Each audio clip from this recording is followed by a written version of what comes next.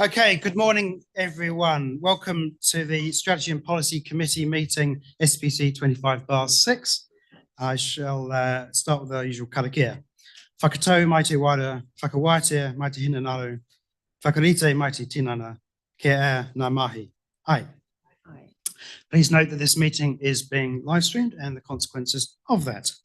Present, I have a leave of absence from Councillor Coxhead, and note that Councillor Joyce is joining us on Zoom today. Otherwise, there's no other apologies. There's no late items. Does anyone have a declaration of interest? No, it's a declaration of interest. Well, otherwise, call for declaration of conflicts of interest. Do you have one? Okay. Public excluded items, there aren't any. I don't see anyone for public forum. No presentations. So we're moving straight into item 10 in the reports, which is deliberations and recommend adoption of livestock movements bylaw 2025, and that's on page 7. So Dana and Rebecca.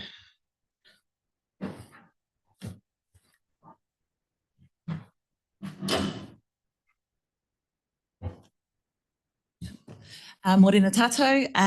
In front of you have the deliberations report sharing the submissions received for the Livestock Movements Bylaw 2025 and proposed amendments, which will take the report as read, and happy to answer any questions.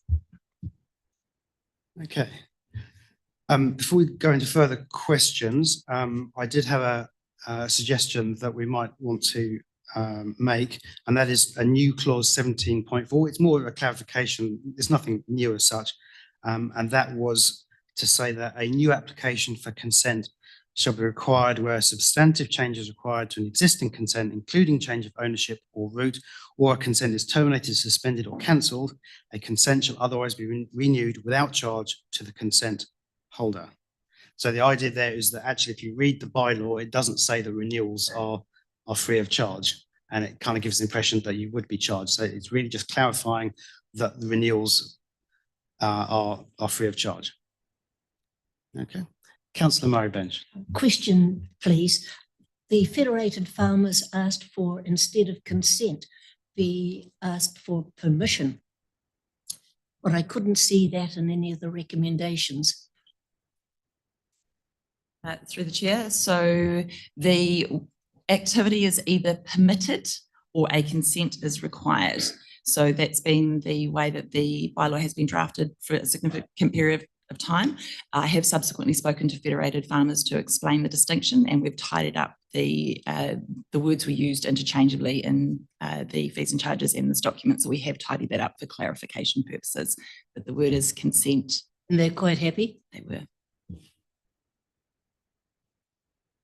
Okay, any further questions?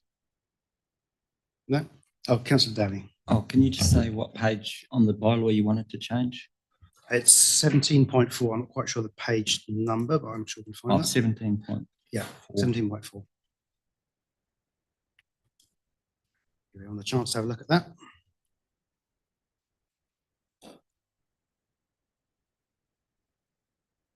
Oh, you're adding an additional clause. Yes, yes, there's an additional clause, just to clarify that there's no charge for renewing.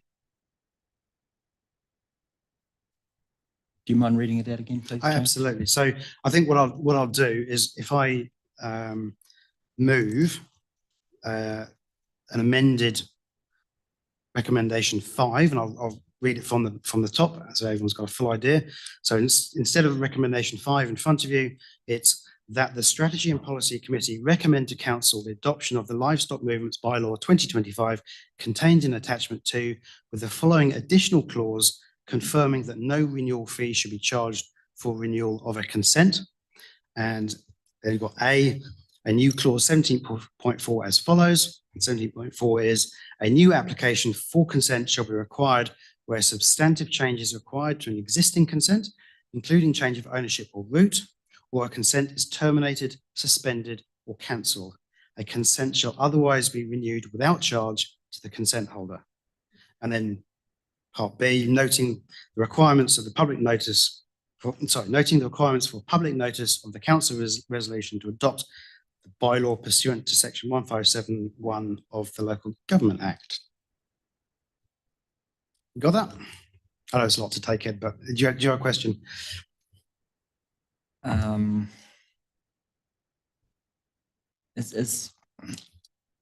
There's nothing in there that's going to cause an existing owner with an existing consent to have to reapply.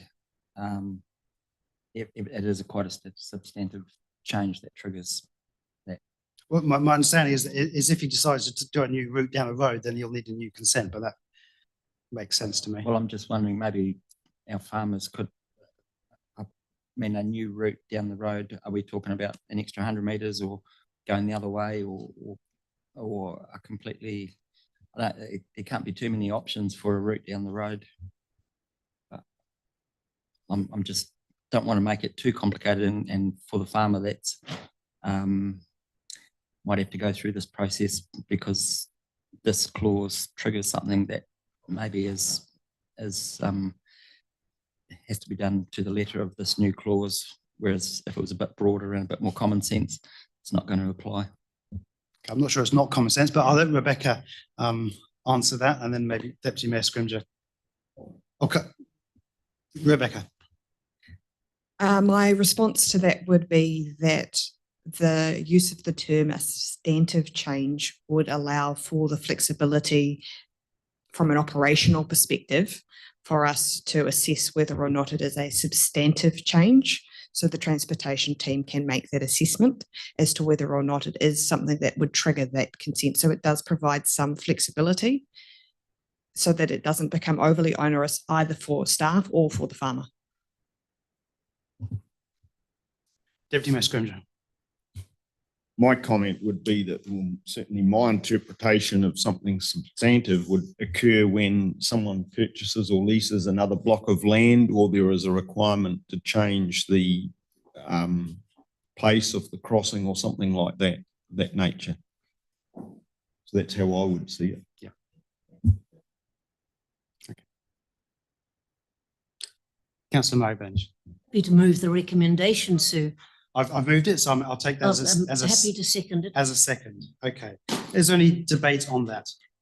Yes, sir. Councillor Marybenge. I think it has been a thoroughly good process, and I really appreciated Federated Farmers coming in and speaking with us, and the staff for having done the extra work and making sure that we've got it as best we can. And I'm sure, sir, it may actually need tweaking again, but at this stage, I think it's a good decision. Okay, thank you, Councillor. Okay, I don't see anyone else. So with that, I'll put the recommendation. So that's 1, 2, 3, 4, the new 5, and recommendation 6. I'll put that motion. All those in favour, please say aye. Against, carried. Thank you. Okay, moving on to page 65 and the deliberations and recommendation option for cemeteries bylaw. So once again, you have a report in front of you, deliberations report, sharing the submissions received in relation to the cemeteries bylaw 2025. We'll take the report as read and happy to take any questions. Any questions? No. Again, I've got an amendment on this one, and this is for 6.2. And actually, sorry, Councillor Joyce, did you have your hand up for a question? Might be good to go with you first if you wanted a question. You're on mute. Yeah, no, I'm just trying to find the button. I just wanted to check, so there's some new services in here which we don't actually have fees set for, but I gather this being particularly the natural burials, will there be an opportunity to review those at the next round of fees, please? Because I gather these won't be ready until next year anyway. Correct. Through the setting of the fees and charges for 26-27, we can consider introducing a fee for natural burials if it is appropriate at that time. Just seeking clarification on that. Have we got a fee in there through this current process? Or is it just a flat fee for everyone? It is a flat fee for everyone. There's no specific fee for natural burials in our current fees and charges schedule. Right, okay, thank you. So, Councillor Henry.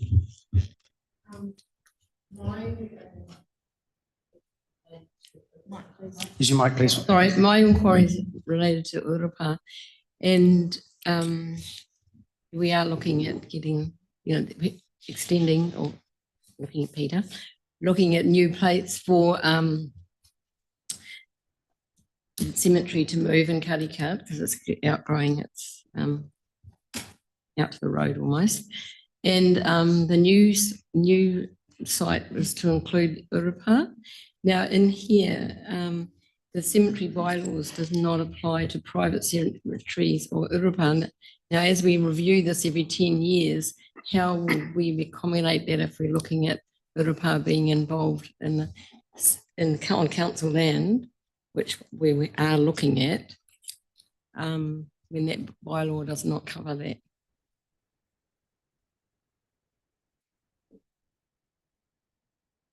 Yeah, so Mr. Chairman, so my understanding is though the situation up Hot Springs Road, the Urupa would still be classified as an Urupa and managed as such by the local hapu.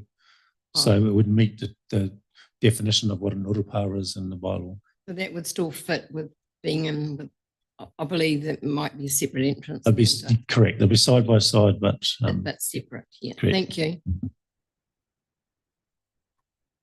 Okay. So, as I was about to say, I have a new amendment for 6.2, which is around the natural burials, and this is to take account of the submission from the funeral directors, which we had. In my view, I'm keen to signal the potential for reuse, but I also want to give comfort to families that it will not be in a too short a time. The timescale that they suggested is 50 years, and that's kind of roughly what I was thinking anyway, but I'll take their lead on this one, given that that's their job. So my suggestion is that 6.2 will now read, in line with the principles of returning to nature and low environmental impact, natural burial plots may be reused in the future after a period of not less than 50 years. The other slight change, and perhaps I'd like Peter's guidance on this one, is that the existing words talk about parts of a plot. I'm not quite sure why would you use that terminology. We are either reusing a plot or we're not, but I'm happy to take guidance on that from Peter as to the rationale for those particular words. So I could just point to which page you're talking about there. It's page 86, item 6.2 on page 86.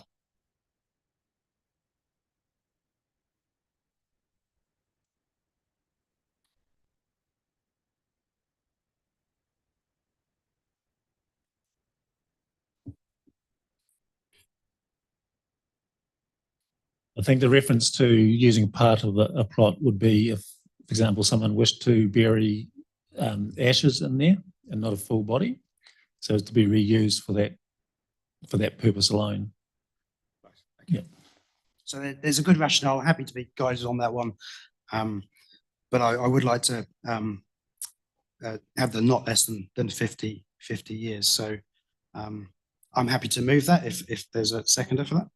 So just to clarify, I'm moving recommendation 1, 2, 3, 4, and amended 5 that includes the mention of an amended clause 6.2 that says, in line with the principles of return to nature and low environmental impact,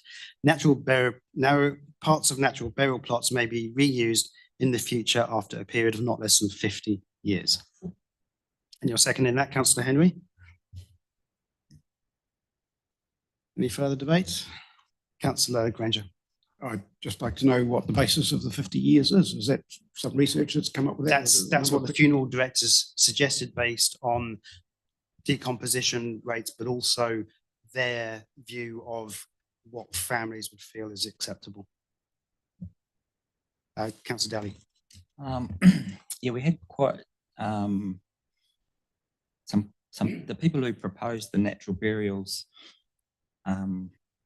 sites be put aside were seem to have a lot of interest and very specific about how they work and the process and everything. So I'm just wondering if any consultation was done with those people that were actively promoting this in the first place?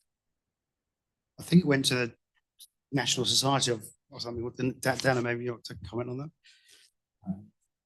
So through the chair, through the consultation process, we did approach the I think it's the Society of Natural Burials. We approached a number of funeral parlours throughout Tauranga, and obviously it was open for public consultation as well. We didn't receive a response from the natural burial group. So you asked them specifically about the reuse time? No, so they were provided with the proposed changes to the bylaw. We had 2 submissions and they're both in favour. I mean, but this is new information though, isn't it? I mean, this is a new proposal that wasn't consulted on. No, we consulted on it. The 50 years. Not the 50 years, no. Okay. But that's the feedback we got. So we go out for consultation, we get feedback on, because we left it open as to, we didn't give a specified number of years. And we're saying not less than 50 years. So, it may be a lot more, who knows? It's possible that they might be open to less than 50 years. I mean, but Karen Summerhays from Te Puke Community Board, she was actively promoting this with a little group in Te Puke like 10 years ago. Just wondering if I know it's maybe a bit difficult now to ask her, but Well, she had an opportunity to submit, and Rachel. Thank you, Mr. Chair. Noting that the bylaw will need to be reviewed again in 10 years' time, and we're talking about a 50-year planning horizon, if there is new science that emerges that suggests that that date ought to be changed, then we've got that opportunity, Councillor Daly, when we review the bylaw again. So I don't think, even if there is some scientific dissension around whether it should be 50 or 40 or 60, that can be fixed when we review the bylaw next, given we've got such a long lead-in time. This is about giving comfort to families that it's not going to be less, a indecently short time. That's the main thing. Councillor Joyce had a question. Just on the same subject, sorry, and another question, because this came up when you're moving your motion. Is there any legislative requirements on the length of lease time for a plot? Does 50 years meet any, is there any legislative barrier to that? I just don't know. I mean, is there a required minimum in law, for example? Sorry, we're not aware that there's a legislative requirement around the length of time. The only reference in the Cemeteries Act is in response to how long you could hold a plot before you're actually using it, not actually once it's used. Yeah, okay, thank you. I would like to speak when we get a chance as well. Wait, do you want to speak, sir? Councillor Joyce? Okay, I really like the idea of natural burials. I think I'd like to go further at some stage and have an ashes garden with trees like they have in Hamilton. I've spoken about that before. The one thing I would say is that, as I understand it, this will be the only natural burial location in the Western Bay. So the chances are a lot of the people using it will not be from our district. So I don't want to be in a situation where our ratepayers are subsidising Tauranga City burials. So hence my focus on looking at this quite closely when fees and charges come up next year. There's quite likely that the main usage of this will be from outside our district. So we just need to be a little bit careful that we're not subsidising others. Thank you, Councillor Joyce. Councillor Henry?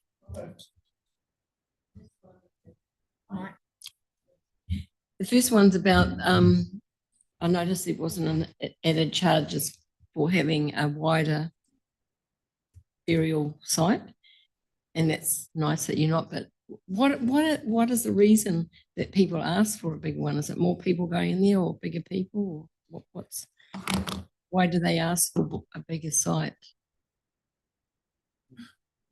I understand one of the reasons is that they're having a bit more separation, and if there's a tree planted on their stuff, and allows that tree to grow with a bit more space and stuff as well. Oh yeah. Okay. The other one was around and the natural burial site, because in reading this, I believe that the people that are at the cemetery that are supervising or overlooking the burial and the filling in the grave are sextons, is that right? Sexton, that's Yeah. it. So going back to natural burial site, was there somewhere in the report that said where we were looking at doing it in our rohi? Do we know where the site is where we were looking to have natural burials? That's set for Te Puke. And it's also Somewhere in intended for Te Puke. the Katikati one as well, Yeah. but that's a bit But- further away. It's not yet identified. No, it is. It's all been designed and worked through with Tangata Whenua and the local group out at Te Puke. And we're just waiting for the funding to do the build phase.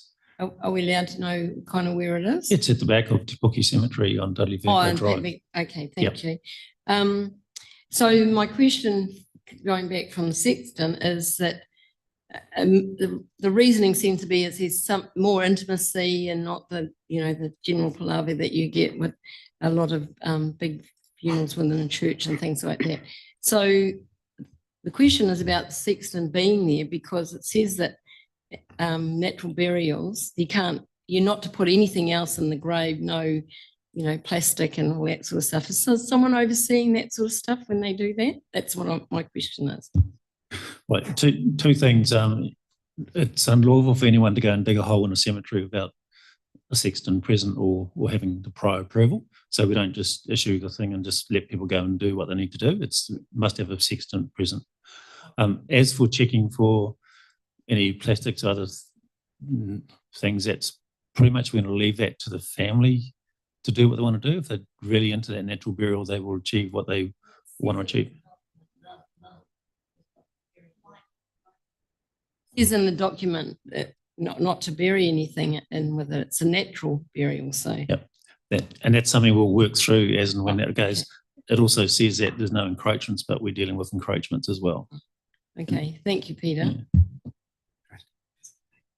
Yeah. Councillor Ray and then Councillor Daly. Sorry, I just had another question a question. I noticed that we're not reviewing any of the charges with this review. So was I right in hearing what Rachel said, that it won't be reviewed again for 10 years? No, so we review charges every year through the annual plan. We just did that last week. So the next chance is next year. Okay, thank you. Okay. Councillor Daly. Yeah, just sorry, back to that reuse period. The funeral directors have said that a 20-year timeframe is natural decomposition. Natural decomposition timelines are about 20 years, but they've advised a period of at least 50 years because of current sensitivities around reuse of plots. But I mean, the whole point of the natural burial is, you know, to go back to nature, even planting a tree on top. And I mean, if a tree is planted, then obviously that's not going to be a reuse site. But I'm just wondering. Do you want less time? Well, yeah, I'm just wondering if we're doing something that maybe doesn't need to be done at this stage. 50 years is a long time. And maybe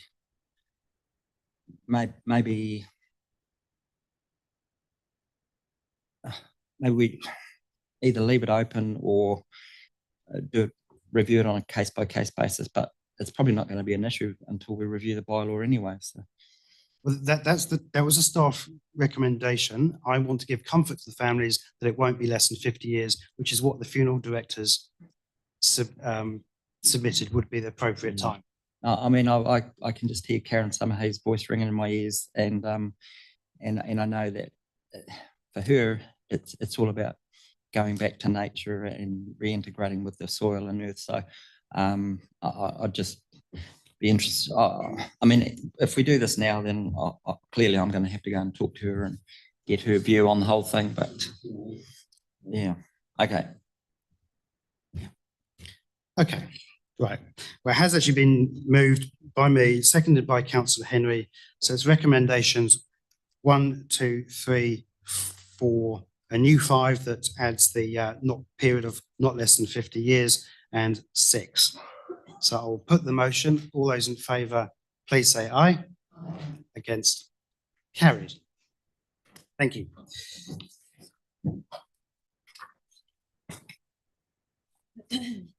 So moving on to page 92. And that is the section 17A swimming pool delivery options. And Peter, you're on this one.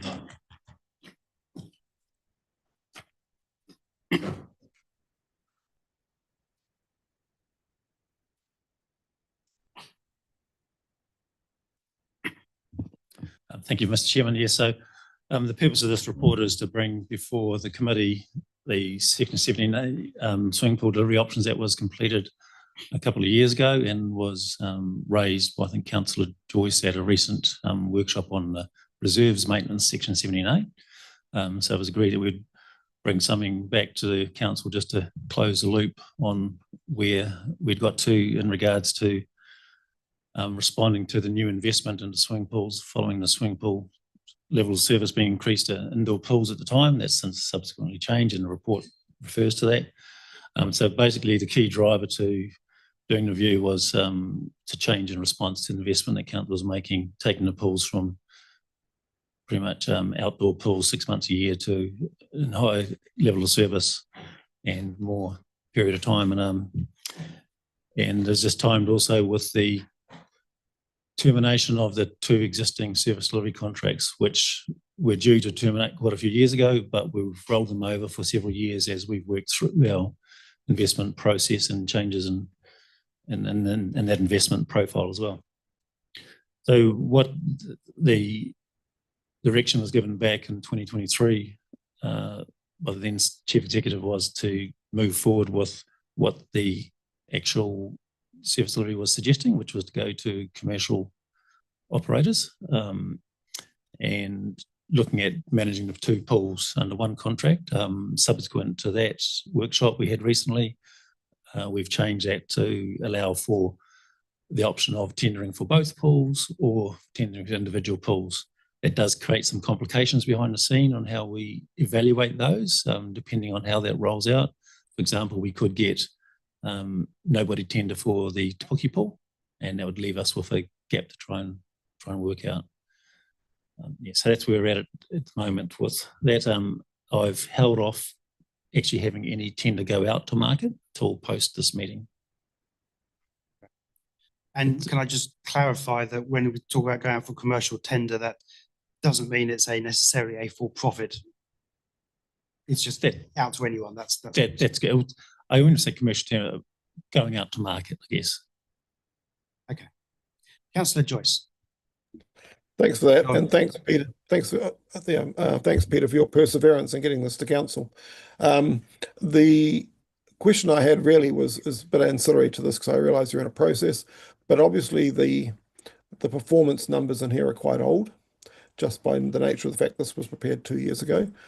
Is there a mechanism where we could get, whatever the arrangements go on in future, better reporting to council of the performance of our pools on a regular basis, please?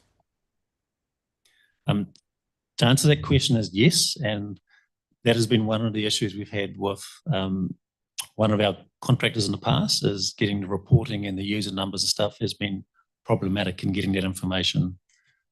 So yes, the intention is always to we'd bring that up to quarterly reporting, usage numbers, etc., and other key performance indicators for the pools being successful. Yeah, I would suggest that could be brought to the Projects and Monitoring Committee or whatever, yeah, somewhere, as long as we get to see it. Thanks very much. Councillor Murray Bench. Yes, Peter, the knowledge within local government generally, how many councils actually put their pools out for commercial operation? And how successful have they been? Throughout the country, there's quite a mixed model. There's some councils like, down at Whakatane, they have it in-house. That works well, but it does limit other resources and stuff available and they just have the one pool as well. Auckland have a very mixed model. They have some in-house stuff and they have commercial, tendered out commercial operators. It's in the interest of, I guess, the industry to have some activity in the market. So to have some successful competitors in the marketplace that enables us to go to market and get a service. Otherwise, because bringing in-house is quite whole costly exercise, which the report suggested that we didn't do in this instance. So there's a range of options that across the industry. Councillor Sol. Yes, sir. This one does concern me. There are a number of things there, and I really feel it. We've brought the cart a little bit ahead of the horse. But I guess, and we have only one option in the paper today. Bang, that's it. And that concerns me when we've got scenarios there for 7, which it was one of the things. And I guess when I get down to it, my area that concerns me with this even more about us tendering out the service, part of the requirements within the Act is about cost effectiveness. Now, I guess that refers to local government. Okay, fair enough. That's who we are. Cost effectiveness to us. How cost effective can some of these contracts? We could contract it out for whatever and wind up leaving the public not able to use the facilities or really being stung. I have experience in one pool in a sense where the costs of using it have gone up quite considerably, and it's actually affected people using the pool for particular activities that are organised because the costs have gotten so high. And in fact, a lot of people have moved away from using the pool for that purpose and gone to gymnasiums and other classes, purely because all of a sudden the costs have gone from in the vicinity of $9 to $18 a time. And that gets to be quite noticeable. And of course, one of the issues with this, a lot of the uses are for children. And so parents will certainly be in looking after them to learn to swim and do all those things. The other end is the older people that are using it for rehabilitation, for exercise, for maintaining mobility, etc. And all of a sudden, I am concerned where we go with this at present as to how the costs will affect the people that use the pool and whether it then becomes a counter to our process, as opposed to, as in some of the things there, basically option 1, which is as it is now, it aligns with social responsibility, etc., etc. And then we get through to some of the issues, and in the paper there, you've actually said one of the disadvantages was, or is, that, and I'm sorry, I've got I'm on the wrong page here, but basically it says one of the risks or disadvantages is the actual cost to council could well be higher than continuing with a system similar to we have now, or some sort of hybrid system. That's all. So, Peter, did you want to respond to that? Sure, I can have to comment. Look, I totally agree with Councillor Sol that costs can be a barrier to entry in any sport. That's why we removed our sports field charges to enable kids to be involved in type of thing and remove that barrier to entry into recreation. It's not what I'm suggesting here for the pool, because the pool is a little bit more expensive to run than a sports field. But in the industry, swimming pools are always heavily subsidised to get that opportunity for people to use it. We would still be managing the fees and charges or entrance fees and stuff into the pools. It's not like they're just, you contract it out and they're just going to go and whack the prices up to them, because that's something to be done in conjunction with us, and we'd put on our fees and charges process, I guess, going forward. In the past, it's just been done very much localised and with the two various pool providers that have been there in the past. So, and it's been that balance of too high and you reduce your numbers of visitations type of thing. We do also offer the concession card process, which allows people to get a discounted use to pools. So it's another way of encouraging people to use them and incentivising that there. So there are a lot of marketing incentives that can come with different viewpoints from companies who have experience outside of the area and particularly marketing their pools, because obviously when you've got a fixed cost in running a pool, the more bodies you can get through there, the better it is for everyone's returns. Thank you, Peter. I've got a few people lined up. So Councillor Henry first. Mike, please, Councillor Henry. I have a few questions, Peter. You no longer have someone who, I don't know who, Te Puke pool, I've no idea how that was managed. But I imagine there's some urgency with getting somebody in there to manage that pool. Is that correct? Because that's the one that you highlighted, because there's actually management with the other pool. That's correct, because we're in a build Yeah, phase. So Dave Hume's not going to be open, Yeah. but the other one needs to be open. So that's what I want to establish first, because I can see that it's sensible to go out with both of them together. And I have a level of discomfort about the Karikari one going at the moment, and I'll come to that in what I'm talking about here. So in terms of the budget, you've got a new service contract. It processes out to tender, as we just said, and be subject to available budget. So what I'm concerned about is the point's been made by Councillor Sol. Is it going to be manageable when we're looking at going out to commercial people to run this, that the costs aren't going to blow out for the users of the pool because of now going out to contract? How much surety can we have on that? The surety will be what the market comes back to us with. Yeah. It'll be a competitive market.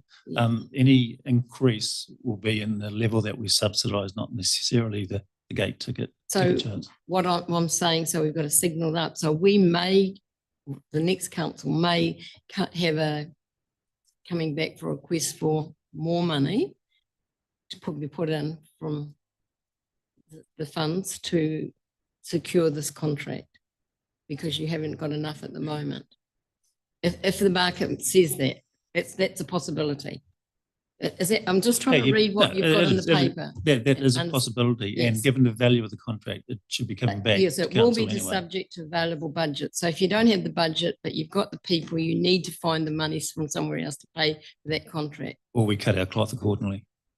Sorry? Cut our cloth accordingly. Right, okay. So, and then in terms of the service contract, because you are very all over everything, Peter. So will you have a designated staff member that will be the go-to person for these contractors, and they're not coming directly to you? That's one question. Correct. That the management of the service delivery contract sits with my assets capital person, Janine. Oh, So she has that responsibility. She's that good. So this is a sensitive one, because this is my personal view. So I think we might be getting into the debate on this one. No, this is, and that's why I was trying to establish the need to do this, because the trust, and there's nothing to do with the contract, that's something completely different. That's previous conversation had in my view appeared to want to see that work that they're doing with you, and they've got really I don't clear- think, Councillor Henry, I don't think we can talk about, since it's about to go out to tender, I don't Yeah. think we can talk about specific But parties. I'm asking that the tender doesn't go out yet. That's what I'm asking, that we wait. And that's why I wanted to establish the urgency of the Te Puke one. So is there any room for any movement there? We Hold it off just a bit. we are already behind program by bringing it to here now. Yeah. Yeah. There were certain things that happened with Karikari that meant that it did, and not necessarily the trust area, but so I'm asking for some leeway. I'm unclear, perhaps Peter can clarify, I'm unclear about what the delay would achieve. There is no contract at the moment. We need a contract. Peter, can you maybe clarify on that? There are no contracts in place with either of the previous service delivery contracts have terminated following 2 years of extensions already. And one of the key things we need to will get out of this process too, is having the pools accredited as pool safe, which is a risk we've been running with for quite a while now. And I'd like to get that risk off council's shoulders if we can. Deputy Mayor Scrimger. Sorry, I was here myself. Okay, later. Councillor Ray. Hi, Peter. So I just have a question. I'm looking at the advantages in option A. And it lists qualified, experienced staff. Can you just explain what that looks like? Like, are we just talking about lifeguard type of stuff, or are we talking about experienced, qualified, running an actual pool complex? And I guess the final question would be, did we not have that in place before? Is this something new that's coming into the piece? Like, were we just sort of getting anybody to run it before? Or, yeah. I guess so one of the examples was an ex-school teacher managing the pool. So not someone who's from professionally in the aquatics industry. So that's type of thing. So the marketplace represents people who this is their career, this is what they do, this is what they have qualifications in at lots of different levels, water safe accreditations, a whole lot of stuff, pool safe accreditations. It's what they do. A lot of the companies do in-house training and development career paths for lifeguards. So they're building capacity and capability within the industry. And so we've had very much localised, like just but like a ma and pa type arrangement has been in place, and I think we need to move on from that. And the levels of service that council have going forward, and if we do a new pool in Te Puke, would definitely be beyond the capability of husband and wife arrangement type of thing. So it needs to be in a professional, industry-based accredited companies. Thank you. Councillor Joyce. Yeah, can I, I'm happy to move 1, 2 and 3, but I'd like to change 3, just to change the word commercial to external. I think Peter's spoken eloquently about the need for pool safe and other professional things, but you know, it seems to signal commercial when you've already said at the start that you're open to anybody who can show they're competent is actually not necessarily the case. So why don't we change number 3, who's outsourced to an external provider? And then you can set all those standards and things that are required through the tender process. Okay, thank you. I think that's a good suggestion. I'll when the time comes, I'll let you move that. Okay. Yeah, I just want to check with Peter if there was any reason. He gave a thumbs up, so that's all. Oh, did he? I didn't see that. Sorry. Thanks. Great. Okay, Councillor Murray Benj. I'm just ready to move the recommendations. Okay, in due course. Councillor Wickers. Yeah, just could you just briefly outline what is being tendered? So in regard to who picks up what costs, who's responsible for the budget, those sorts of things, or is this purely an operator to run the operation? We pick up all the expenses based on a budget that we set.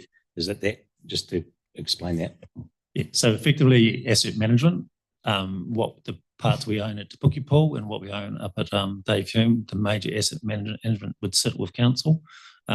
This is about providing, you know, the service at the gate when you come in and you're paying your ticket to go in, etc. It's about the lifeguard servicing, getting there. It's about cleaning all the facilities, keeping the pool quality to where it needs to be, providing the chlorine and chemicals to do that. It's all part of that, and all operating costs, etc. Electricity stuff will sit with the company. But if there's anything major, and that's the thing with the case of Dave Hume, we're doing all that major stuff now. So we certainly want to see that after that investment of several million we're doing, that we want that to be looked after very well going forward. So the contract kind of incentivizes the contractor to look after the gear because it makes life easy for them and cheaper for them. So that's what the incentives are in the contract there. Ariel.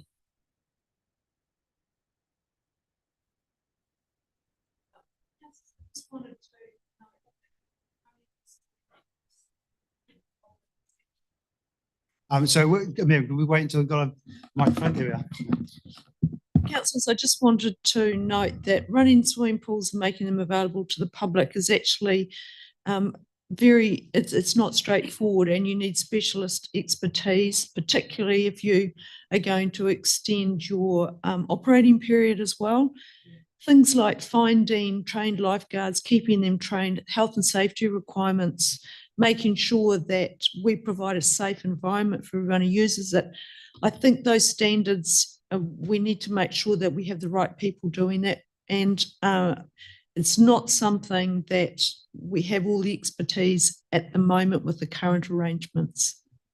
We've been particularly concerned about managing the Te Puke pool because it's been problematic over a number of years about making sure that that service is available to the public. So if we don't get these things underway, we won't be in time for the next swim season. So I think, you know, it's a core service that council has agreed to deliver to the community, and we need to get on with it. Thank you, Miriam. So I've got a mover.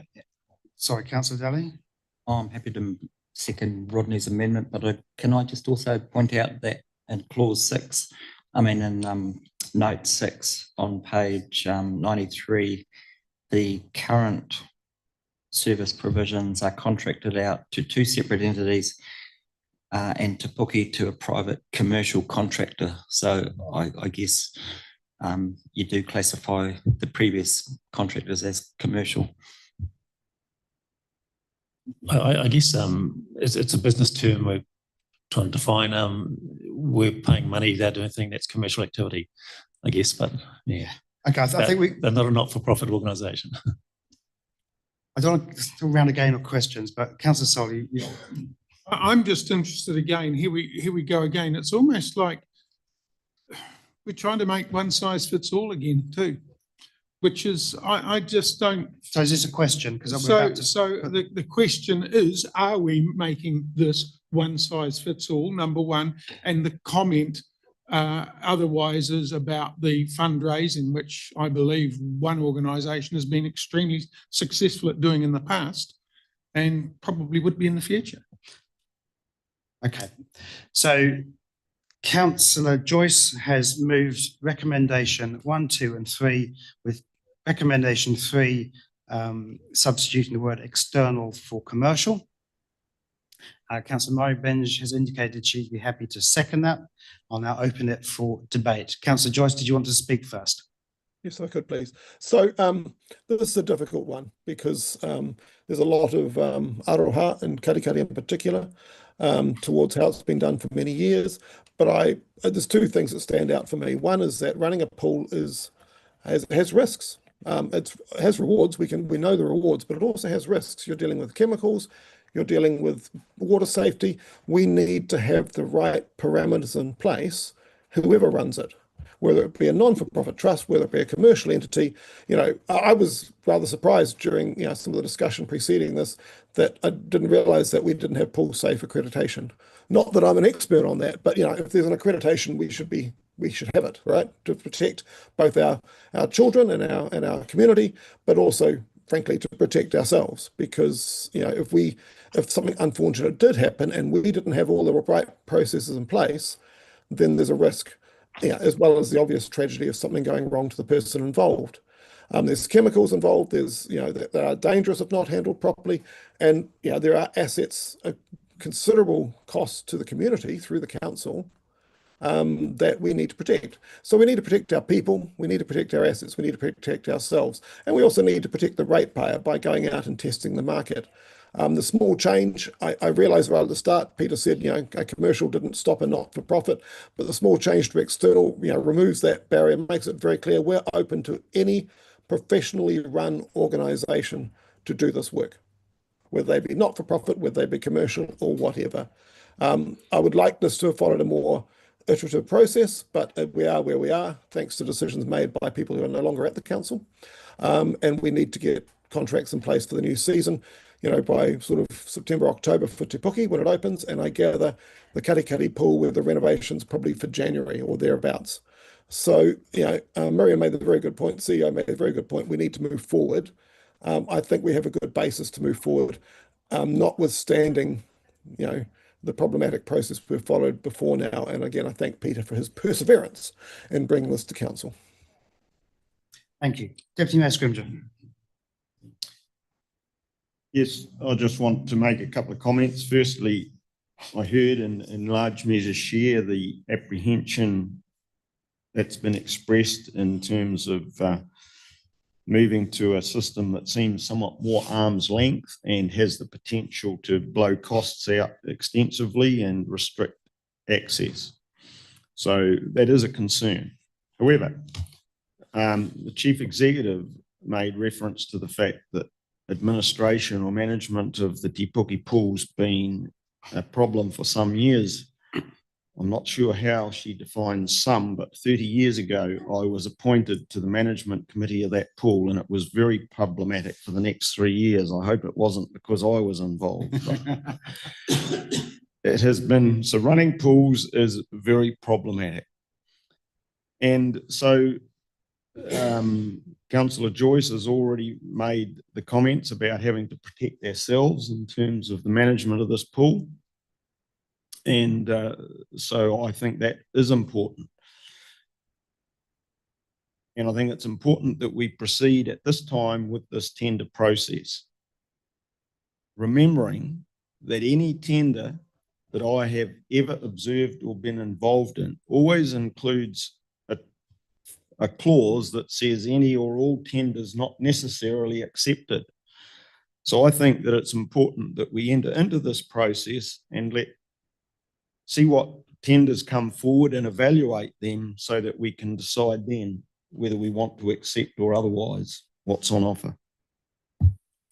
Thank you. Councillor Henry. All right, thank you, Peter, for the journey that you've been on with the pools in our district. And I can't speak for Te Puke, but the work that you've done with Dave Hume Pool Committee Trust to get to where we are today. And I do have to acknowledge this, and there have been some hiccups along on the way with, you know, quite a substantial amount of money that was not able to be taken up because of where we were in the process. And I think that the trust have handled that disappointment very well and come back and continue to work with you. Councillor to Henry, an I outcome. do want to keep it away from Okay, specific thank parties you. here. So going back to the way I see it, yes, the council has the asset management role, but by the fact that you're actually running the contract, you also have some liability in that contract, the management of that. That's the way I see it. I could be wrong. So I think it's very, very important. We've had discussions about pools in the district, and it is very important. We live in a land that's surrounded by water, and when I first started teaching, every school had a pool. Not every school has a pool. I doubt whether there's 30% of the schools that have pools. So it is critical that children have the opportunity to go to somewhere close to them that they can learn to swim. Pools in our communities can save lives because kids learn to swim in them.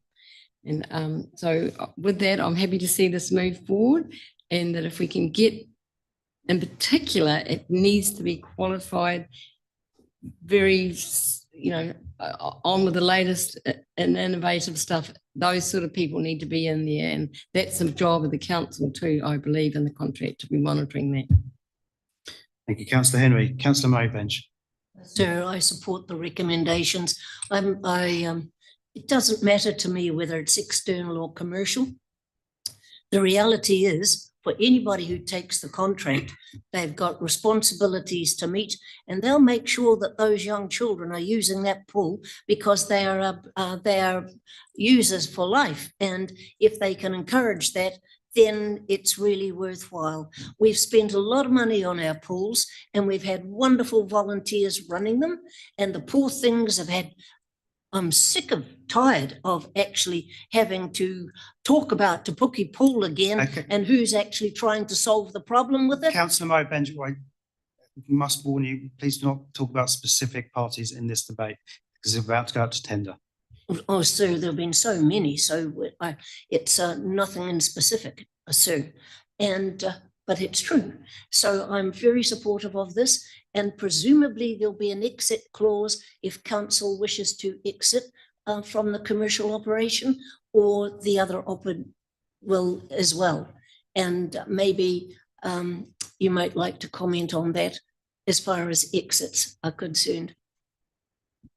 So the commercial terms of the contract will have appropriate clauses that deals with non-performance and etc. But there's also a specific one in there for Te Puke in the event that the school say we would like our land back. So we'd be able to pull out of the contract, and there's no comeback on council for that. Councillor Sol. Thank you, sir. There's 2 or 3 things still that sit in this one and so on. And the first bit is actually, you know whose fault it is that we haven't got Pool Safe actually already operating? It's got to be ours. We own the facility. Why the heck haven't we required it as of the organisation that's doing the running of the pool? I belong to many organisations. They have very strong health and safety issues and requirements. They have many requirements at levels of personal safety and dealing in dangerous and difficult positions. So, you know, these organisations could have done that if we'd required it, or they may have gone away already and might have cured the problem. So that would be one part of it, sir. And the other part, I just would not like to think that, as I say, we come to one size fits all. If one pool wasn't sufficient for a contractor to run because they didn't feel it was, or we couldn't get a contract, external management, whatever the term was, sorry, for one pool, that then the other had to just fall into that package. I don't like the idea of it being a package deal, but it is covered in what we have before us then, that it's open to anybody to actually tender. But I would really be unhappy with the fact that because somebody either couldn't get a organisation to manage one of the pools, or that one was happy to do so and the other was for a commercial situation, I would hate to think that again lumped us into one size fits all. Thank you. Thank you, Councillor Sol. Councillor Wickers. Yeah, just noting that Te Puke Pool is currently an orphan, so I'm looking forward to moving this forward to allow it to be adopted and to be operational come October. Thank you. Thank you, Councillor Wickers. Councillor Daly. Yeah, I guess so supportive of this. And I'd just like to note that the conclusion in the report for delivery of a water services organisation is very similar to our current local Waters Done Well consideration, with the rankings proposed in the conclusion is to outsource aquatic services delivery with a Tauranga City Bay Venues Limited CCO as the number 1 option, as opposed to the second option of in-house full aquatic service delivery. So interesting parallels here. Thank you. Before I go to Councillor Joyce, you've stuck your hand up for your right to reply, is that correct? Okay, so I'll just say my bit. I don't want to get into details about pool running. You've mentioned, my colleagues have mentioned that, but this was a Section 17A review carried out in 2023. It is my clear expectation that we as governors should be involved in Section 17A reviews, since subsection 4 of Section 17A requires governance options for the services being reviewed to be considered. This wasn't done at the time, so this is more of a tidying up exercise, but one that I feel is appropriate out of principle. So that is the reason that I asked for this report to come to this committee. So with that, I'll leave it to Councillor Joyce for his right of reply, and then we'll put the motion. Yeah, I won't take long. I sometimes use a right of reply to answer people. I actually wanted to endorse what a few people have said around the table. First of all, what the Mayor just said, a 17A review that doesn't come to governance to me is a poor beast. These are important community facilities, and it certainly shows why governance should be involved in these matters. And it's disappointing that it wasn't, and it was kept from us until recently. And again, thanks to those who persevered to get it to us. Picking up on Councillor Sol, yes, you're right. If we don't have pool safe accreditation, it's our fault, but we can't fix the past, we can only fix the future. So you're right.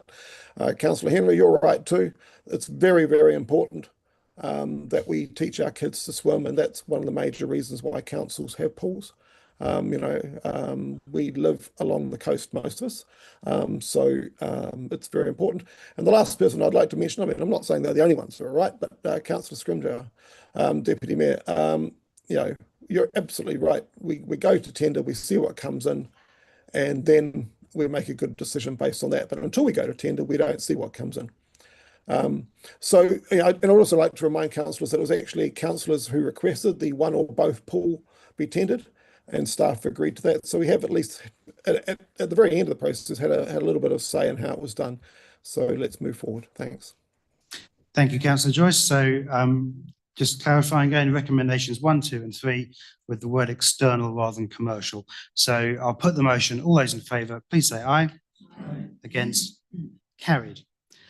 So with that, I think we'll break for morning tea and come back at 10 to 11. Thank you.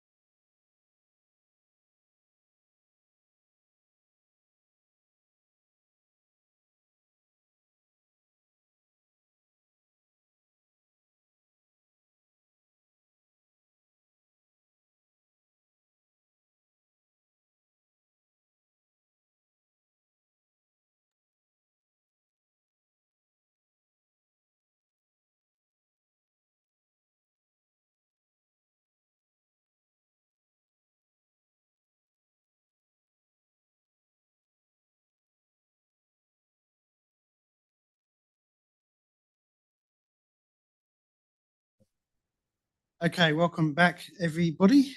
So we're on page 134 and the Moore Park Youth Park proposal. So Peter, if you'd like to take us through this one, please. Sure. Thank you, Your Worship. Yeah, so this is like a community-led initiative that's been bubbling away in Karikari.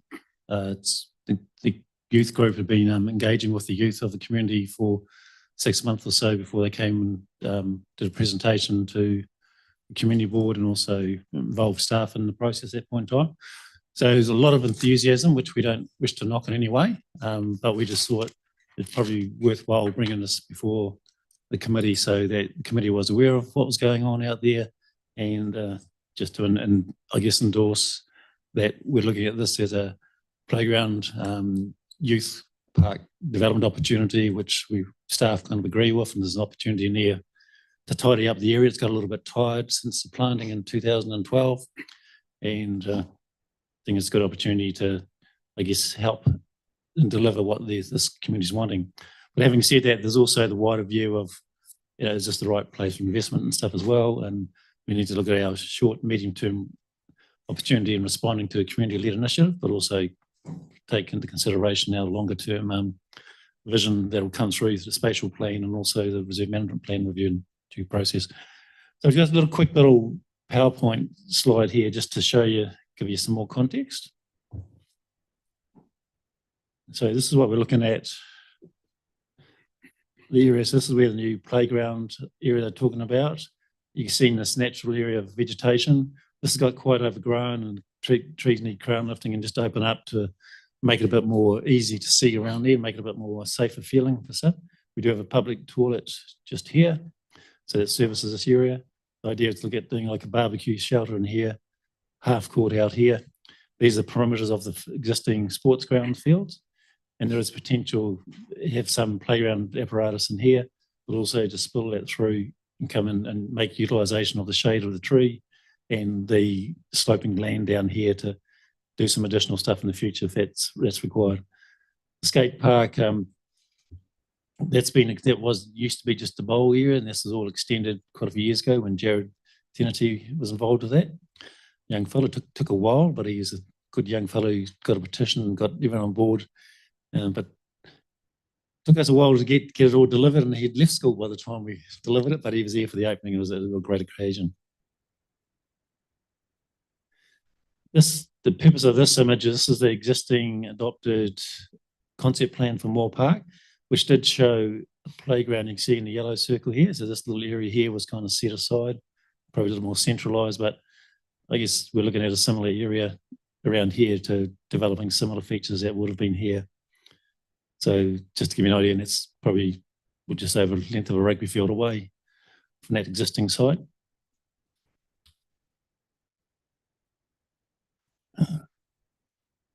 Yeah, so this is just looking at from the road, looking at the area. This is a kindergarten in the background. So all the kids going there over the years will be knowing this playground and probably waiting, having to play on it before they go in. And this is the current skate park area. So the area down here would be where there'd be a barbecue and picnic tables and a shelter. And also we noticed that up here in the garden, over the little post and rail fence, there's actually no vegetation in there because everyone's actually hanging out in the shade. So we thought to make a real simple outcome there and achieve our shade policy by plonking a picnic table right in the middle of that there I thought would be a very popular place. These are just examples of, was in their presentation about, there's like a type of barbecue, type of shelter we're talking about, swing sets, these basket sets of just about every playground in New Zealand starts with one of these nowadays. But it's just an opportunity to look at other things. So next step, with the committee's endorsement today, if it's all good, is that we would work with John and Sandy from the youth group just to have an agreement in place, just to understand each other's roles and responsibilities, because they've successfully got fundraising already from TECs, etc. But when they do stuff, that invests into council for ownership and just make it really clear who's doing what. They have got an initiative coming up on After 5, I think it is, Business After 5, out at Karikari soon. They are looking at doing some fundraising and sponsorship stuff, and I've written to them this morning and told them all about this report stuff going up today as well. But Yeah, so they would like to do some naming right things and placards. So we just need to sit down and do similar to what we did at Omakara Skate Path, where we did the sponsorship from families and stuff. Had a little board about that and how that works. Yeah. The other key thing is we really appreciate the enthusiasm of community groups, but we like to bring in our expertise and making sure we've got designs right that meet New Zealand playground standards, ensure that we have assets that are functional and lasting and made of the right materials. So we'd ensure that happened and we'd sign off on that. And overall, it is a staged approach. They've got 3 stages to sit in the report, and that's subject to available funding and how that would be rolled out. Yeah, so that's it there. So just like to happy to answer any questions, Your Worship. Thank you, Peter. I'll just start off with a few questions and I'll see Councillor Souls in there as well. Oh, and a few others too. So what I found interesting was if it's proposed to be delivered in a 3-stage process and acknowledging that they started without permission, why did they start construction of stage 3 first? I'm a little unclear about that. Those are the points that would be clarified in the agreement, because you're quite right. For those who may not be aware, there was a very enthusiastic half-court, half circular thing dug there one day, the foundations there, and I found out it was one person who was involved in this process and had gone down and dug this up without our knowledge. So it was before the long weekend, and I didn't want to have a little trench left in our reserve, so that person kindly went back next morning and they got all put all the turf back in and sorted it out. So as I say, I don't want to knock the enthusiasm, but we just need to manage and control that, because I think it's a good initiative. But the question is, if it's a staged approach, why did they start on stage 3? I haven't had that question, right, the discussion with the person yet. Yeah. But it might be if the funding, once again, not being close to it, their funding application may have been for the basketball thing, and that's what's been successful, not something else. Okay. The key question I have, though, is that does any combination of these 3 envisaged stages preclude the development of a significant playground, and I'm thinking something like a Mokura Domain, without encroaching on the area of reserve needed for playing fields? So up there I can see that you've got a little bit of area for playground where you might get a couple of swing sets and a climbing frame, and then there's a basketball half court kind of stuck in the middle there. Doesn't seem to leave a lot of room for a significant playground, and I don't know if that can be managed or staged, that we envisage that in the future. So that's the sort of key question that I have on this one. Yeah, it's a fair point, because the site is limited this year. I looked at these rugby goalposts and fields and thought, can they move either that way or down this way? But I guess they're determined by, you can just see the corner of their training lights here. So those lights there kind of determine where your field sits in that space. Our training lights are not playing lights, because the main field has the big playing lights. So there is capacity, to talk with the rugby club and stuff and see what can else happen around here, but it is kind of limited to this site. But when you look at this site here, also had its limitations as well. This is up on a bund. We can't build down in here because this is all design. You have an overland flow path coming down these squiggle lines, and then it all goes out through a controlled outlet down into the stream. So there's limitations on this side here too, just up on the bund. And that's for this side here. Elsewhere in Karikari, that you have a playground between the Arts Centre and the Western Bay Museum, and also there's the Giffilan Reserve has a playground. But we did decide, remember, in 294 Beach Road, not to do a playground down there. That was more of a marine precinct and boating activity, not that type of playground thing. But there isn't a lot of other land per se for like a pretty large destination thing. I wouldn't be recommending Biggleman Park, because I think that's Reserve Management Plan wants to keep that open for other community events and stuff and keep that open space value in the centre of town there. But as I said in the report, if we start to look at our spatial plan and the horizons and future structure planning and stuff, there is opportunity in there down Beach Road or whatever.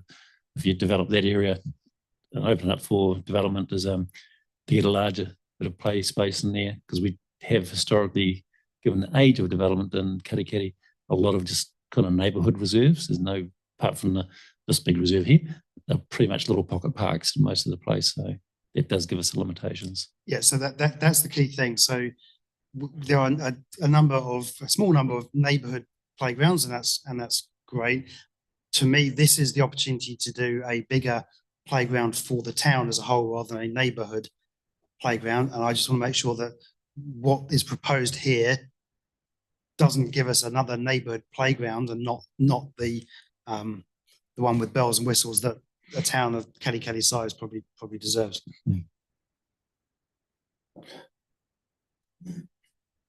Yeah, well, what I say, it's the site is constrained to that site there, and whether we build up and in the future and do innovative designs. And the last big tower we built though didn't work too well at the moment. We're working through some issues here.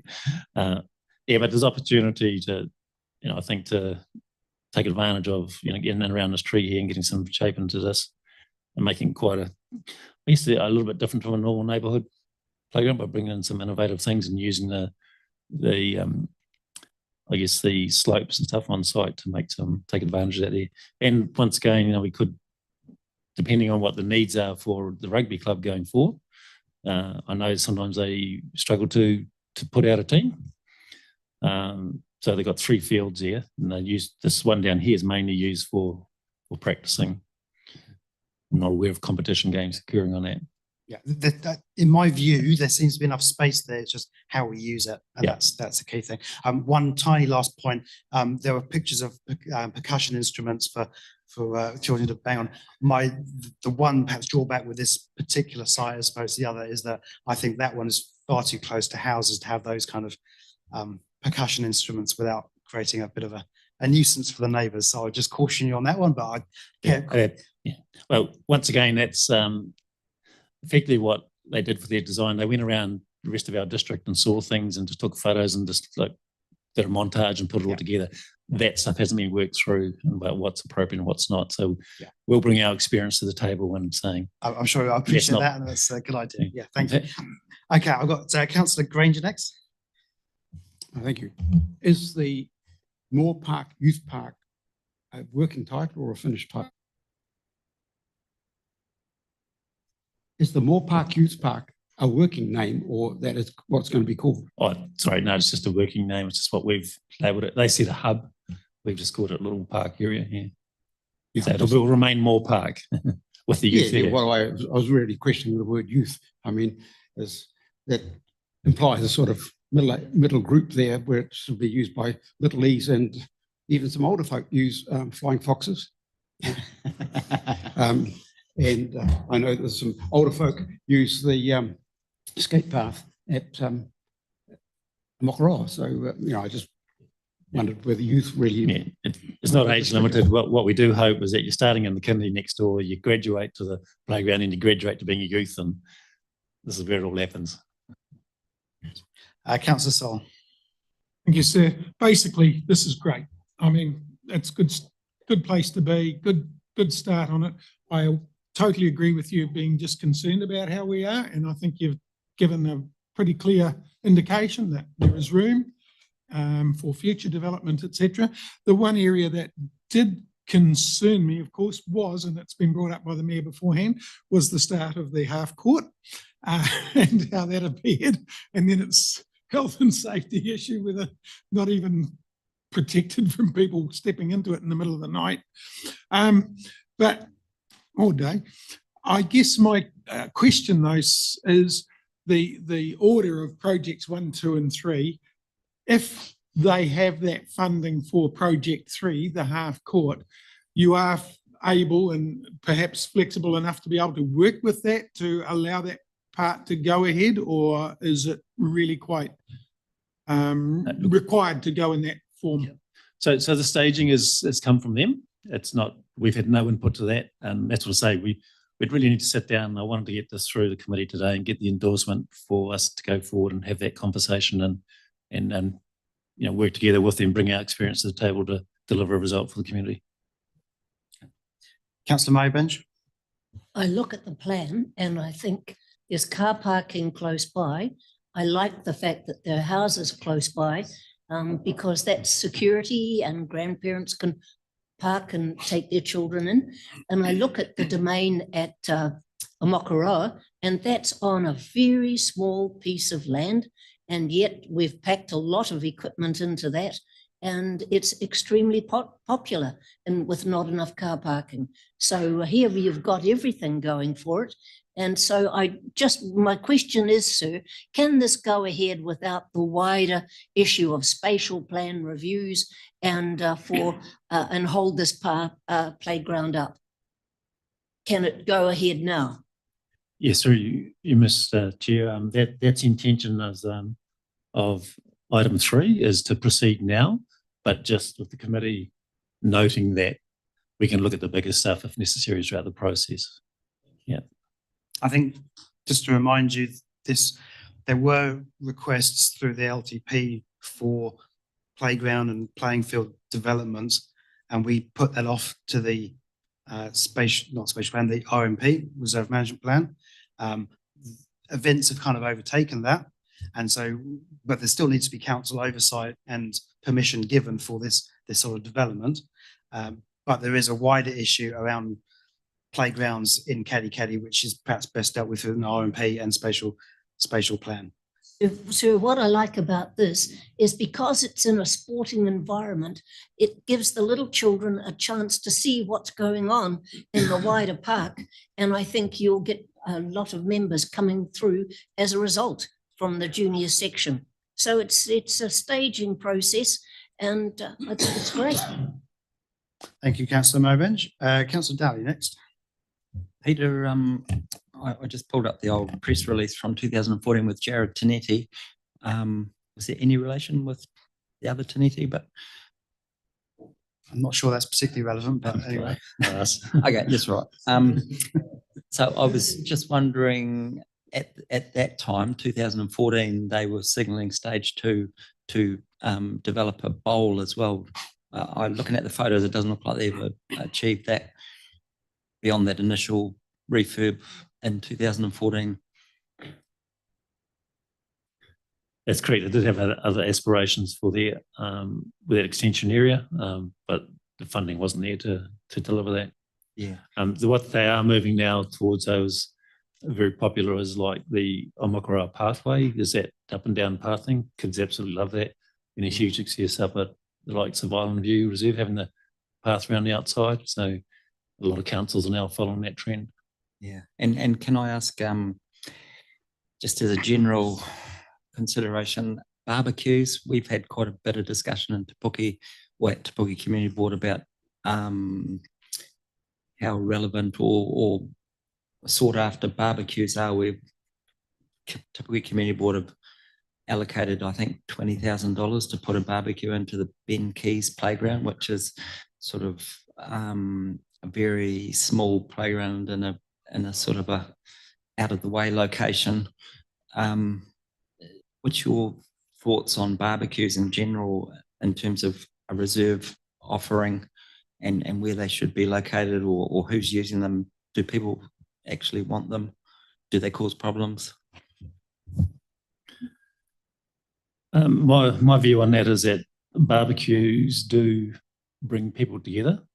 Food's wonderful for getting people around the table, so to speak, and in a public place they can do that. You can come down and have your family. Often if that's involving parents coming down, that's really good for our septic stuff, having some adults around there, etc. But in a place like this here where you've got people coming together, the barbecues can work well. Down at Coolum Park in Tauranga, they've got a couple of barbecues down there and they're extremely popular. You just struggle to get onto them. To get used to them, you've got to queue for them sometimes, or you just go and grab a sausage anyway. We did have a discussion about putting one close to a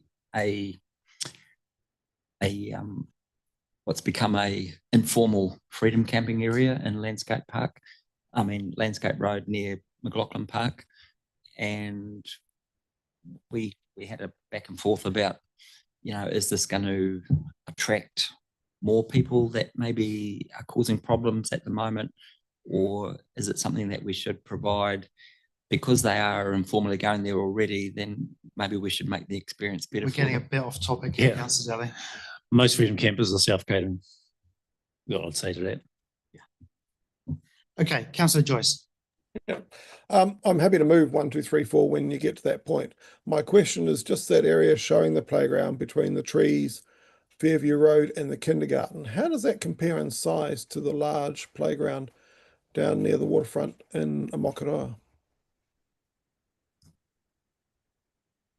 In terms of It'll be smaller than that area, but I'd need to do an overlay to confirm that. Yeah, I can arrange that if a lot necessary. smaller, or a lot, yeah, I'm just wondering, trying to get an idea of scale rather than actual square meters. Yeah, it is quite a big space in there. Like, you know, I've had Janine, who's our playground specialist, out there, and she was pretty excited with the space and what it can offer. Good. Yeah, so she said big enough to do something with it. But yeah, well, I don't think it is as big as down at Amakoroa Domain. But there's a lot of height. There's a lot of vertical height in Amakoroa Domain because the kids wanted something to remember, so we gave them an experience on a slide that they come down a bit white-faced at the end of it. So. I've been there and done that. It's quite a good one. So yeah, I think that the point there is there's probably enough space. It may be slightly smaller than the Amakoroa, but it's probably enough space. I wouldn't want to see a set of swings stuck in the middle that just messes it up for anything further. Yeah, exactly. But that's more of an operational thing. I'm sure you and your team will have that in hand and can comment or advise the group accordingly. I have Councillor Henry next. Thank you, Peter, for working with the community group and recognising and commenting and hear how the initiative has come from the youth of Katikati and for, leading into what they would like to see. And you've run with that. And I'm all for it.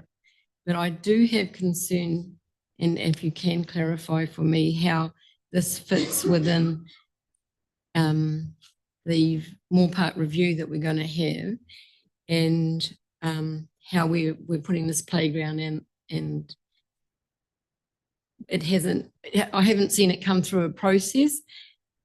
I'm not saying I don't want it, but just can you help me explain how I can talk to that? So we've got a concept now that's going outside the parameters of the playground that we've got now, but it hasn't come through a review or anything like that. Yeah, that's quite correct. That's why we're bringing it to the table today, because there was a meeting at the February the 12th community board meeting where it was agreed to go and get a formal concept plan, and we've only recently seen that as staff, which shows us here, but it shows some other things like placement of car parks and netball courts, which are in the wrong place, in my opinion. And that's a process we will still work through with the idea of working with the community on that netball provision and opportunity, any other car parking issues, and work on that before we get to the 2027 review of the reserve management plan, and then that outcome of that initial work would go through that process. Yeah. So, and I really appreciate how you're working with the community on that, and you're doing a lead into that review.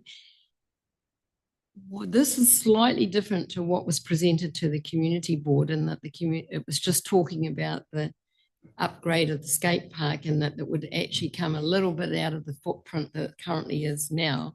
And now it's extending out into more of the area there. And I think it's a great design that you've looked at.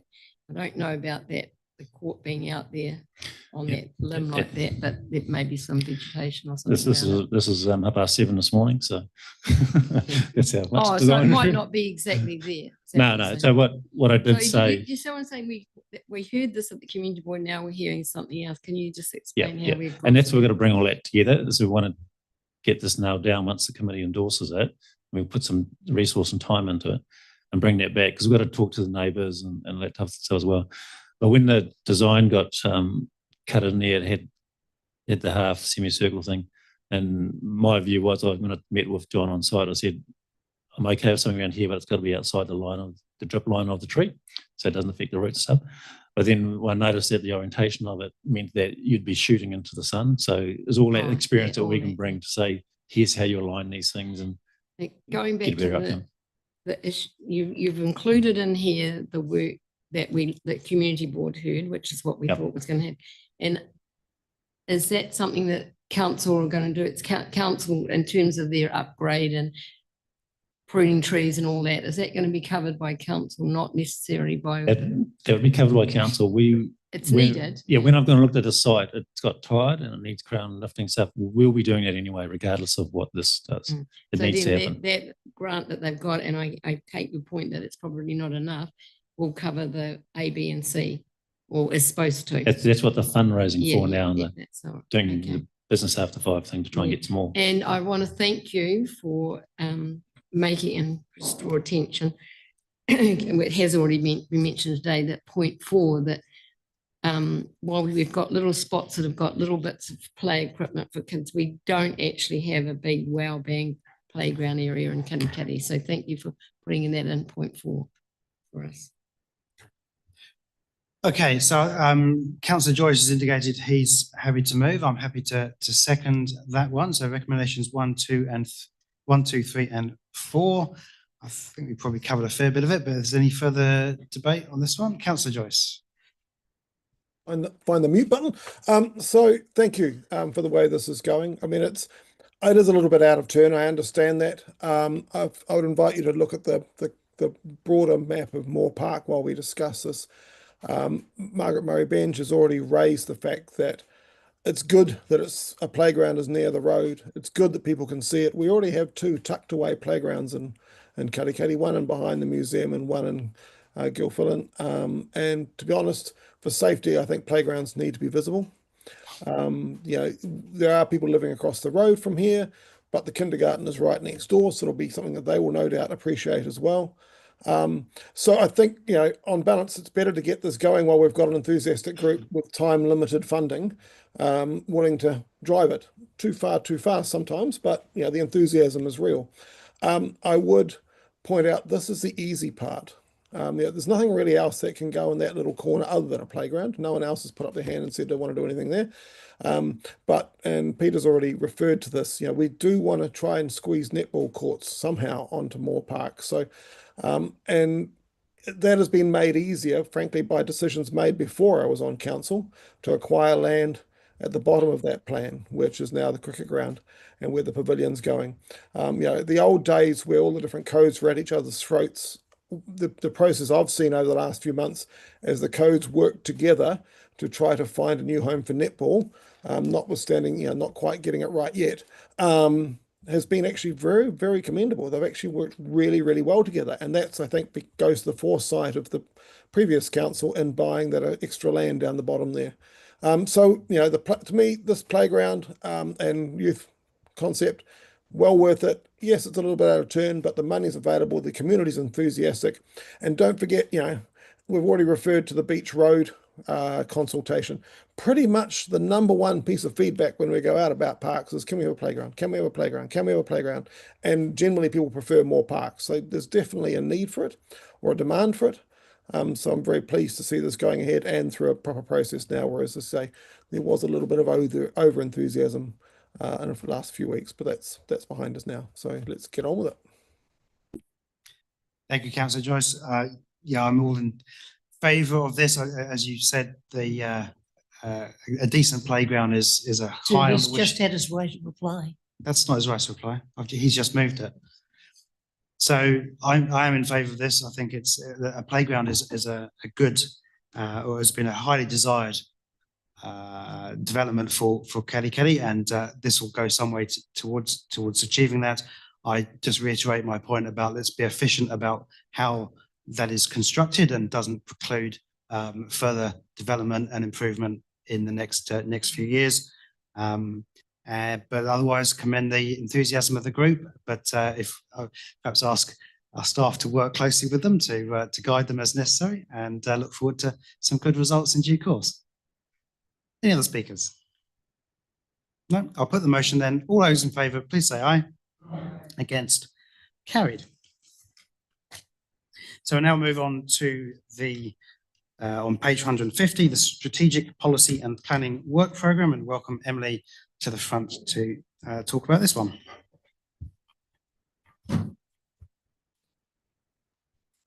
Thank you, Mayor James, and good morning, councillors. Wasn't planning on speaking to this in great detail, As you'll be aware, we have discussed this in workshop and the workshop notes are attached. The report provides an overview of the work that's been progressed in the last 12 months, and also recommends the forward program for us to progress, particularly over the election period and getting towards February next year, where we'll revisit this with whoever is sitting around the table and whatever committee exists to recheck we're on the right track and maybe reconsider a few items at that point.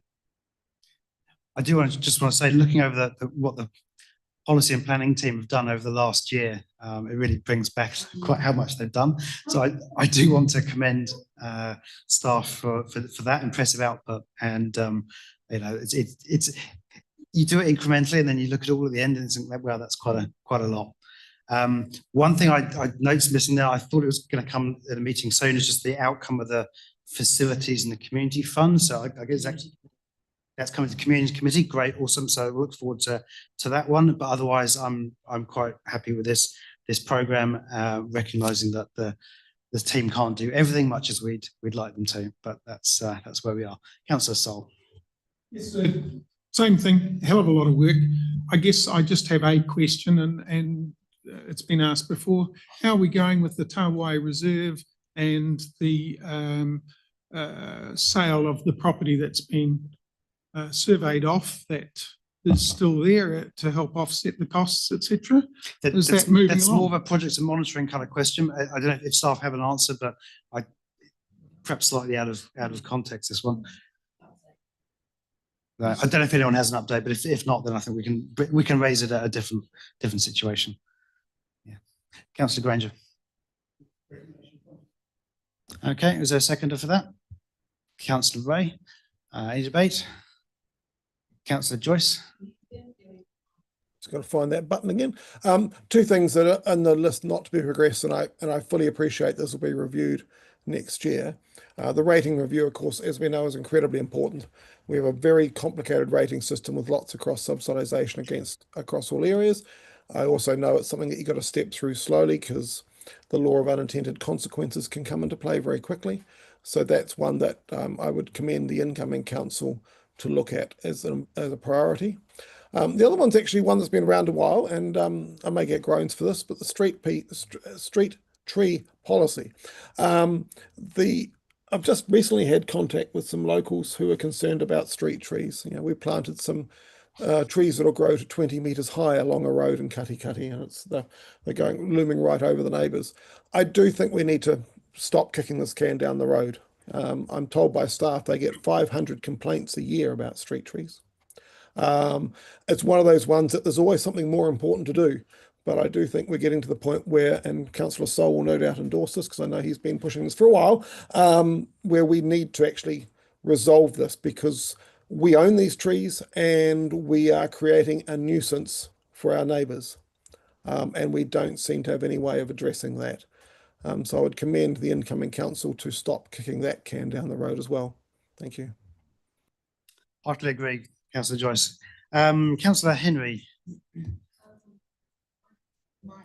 Mike, please. Yeah. My question, I'm doing well with that today. My question, and I think I know the answer to it, but I just need clarification about the delaying the Waihi Beach Dog Park. Can you give me some?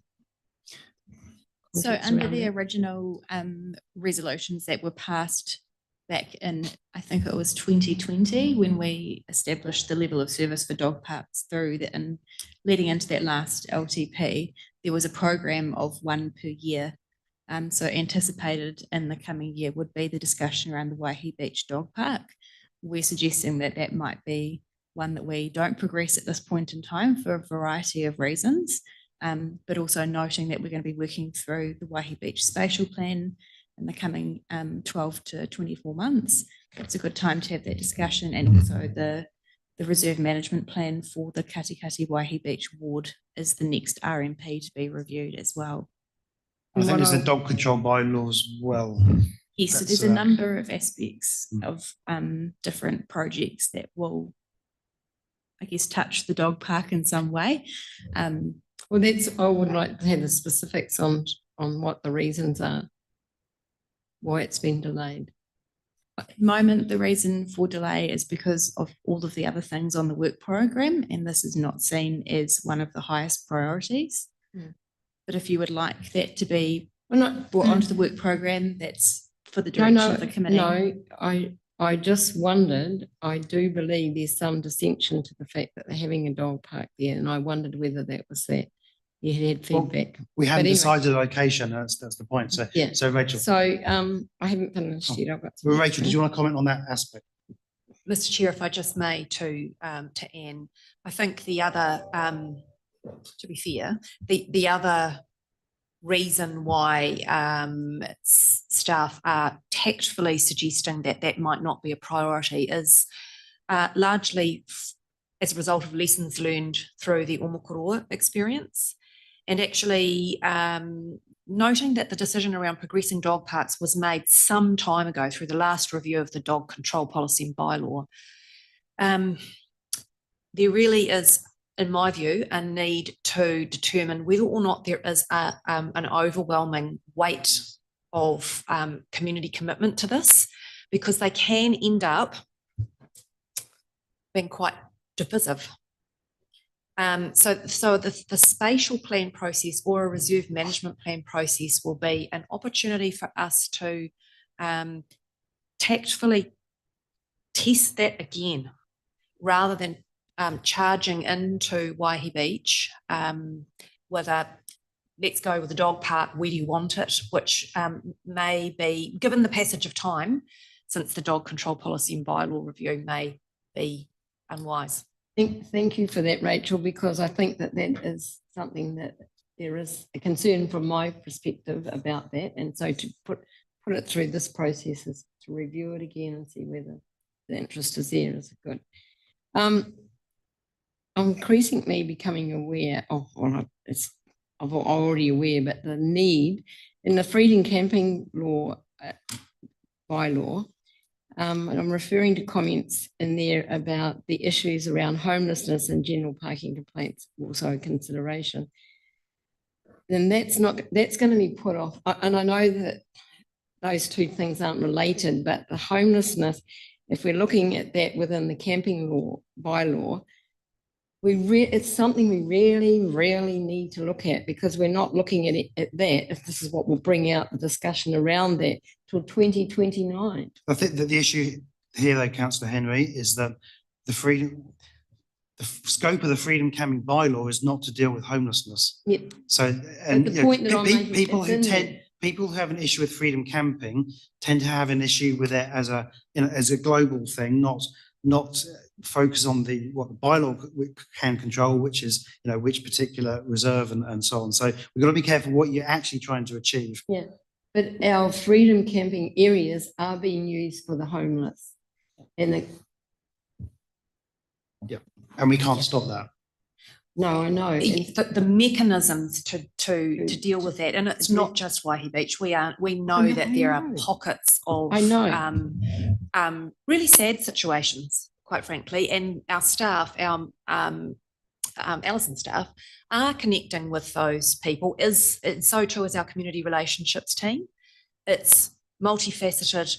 It's complex.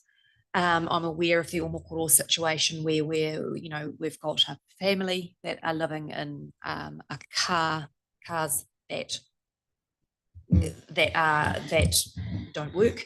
And there has been attempts for many agencies to reach out and help them, and they're refusing all sorts of help. The bylaw, when we put a bylaw in place, it has to be the right mechanism to deal with the perceived problem. And a freedom camping bylaw is not the mechanism to deal with homelessness. That's not to say that there isn't an issue. And that is something that I think if council was needing to explore more deeply, that issue would be quite rightly directed to the community committee. And that might be something that you wish to discuss. What I would like to see it accelerated to, if to the community committee, if that's an area where you think we could have a look at. And the reason being is that consistently now, I mean, we get people are parking where they shouldn't be, and that was about it. Now we can't go into that area there because we get shouted at in the morning because our dogs are barking and they come in and So those people who are not legally accredited to be in a feeding camp with them, and then they haven't got their own facilities and all that sort of stuff, are, you know, that there's a power thing that's coming here that's inhibiting other people from being in the area. And I'm totally empathetic to the thing. It's just, we need to address it somehow. So if we could start to look at it, the community committee, that would be great. Thank you. Thank you, Councillor Henry. Councillor Mowbray. I wish to support Anne with what she is saying. The issue that Rachel refers to, the people who open and close the gate for our domain, don't want them to go, to be tossed out. They want to know that they're going to go to another environment. So I think it is really important that it comes to the community committee, and that there must be some organisation within government that actually can help in the situation, rather than us struggling around and shifting them from the Cooney Reserve up to the domain. It's not the answer. And so I've tried to make contact with Dougal, and really the message I get is we've got it under control. I don't believe we have, and I think it would be really important for the community committee to deal with it, sir. Speaking of the community support team, we used to have the Māori wardens out in our area, and that they dealt with that sort of stuff. They had a house where people could go and have showers before they went for interviews and all that sort of thing. That's all gone, and I know there's one in Tauranga, but I don't know where any other organisations like that are. So those are the sorts of things that would unpick when we look at it more closely. I'm just to clarify, I'm happy that it comes to the community committee. I would just caution about what the outcome might be. You know, this is a long-standing, difficult, complicated problem, and if you indeed, so look, we might better think of some ways to ameliorate it, but you know, we're not through the community committee going to solve homelessness in our district, because it is a huge problem and a multifaceted one. So but happy to have that discussion and see if there are improvements about what we can do. Yeah. Councillor Daly.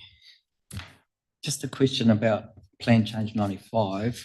I note that it says a decision from the commissioners is expected imminently, and any appeal period would run through the remainder of 2025.